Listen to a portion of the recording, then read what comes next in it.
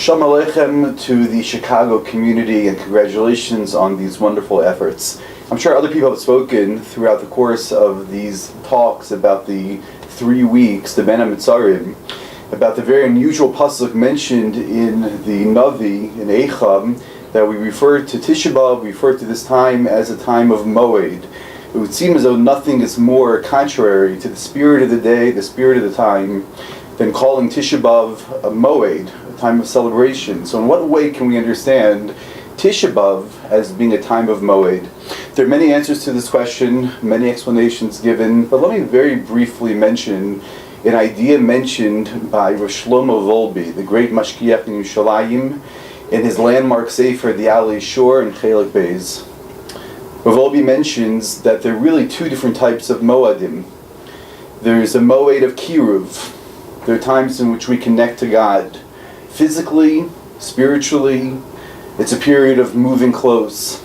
We come to Yerushalayim, we bring a korban, we feel the presence of God, Tachas Kanfei Hashchina, under the clouds of glory in the Beis HaMikdash. That's what we refer to as a Moed Shel Kiruv. There's also something just as compelling, perhaps more compelling. That's what Rabbi describes as the Moed Shel Richuk, a time of connection to God through distance. When I think of the image of Bnei Yisrael leaving Yerushalayim, turning back to watch the flames destroy the Beis HaMikdash, recognizing what could have been, recognizing that their destiny had been lost.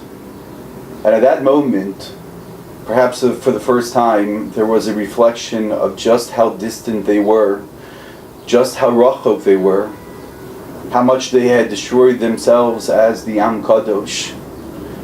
That Rabbi describes is the Moed Shel Richuk.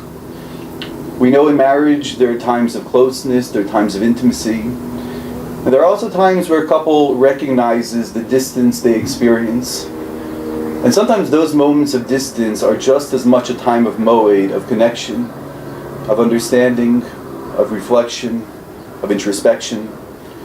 So I give to you, those who are listening, and certainly to myself, a bracha, that in this period of the 3 weeks, we take the opportunity for sincere introspection, sincere moments of richuk, to know where we are, to know the distance that often we've created between us and Shalom, and to hopefully take the very meaningful steps of rebuilding our lives.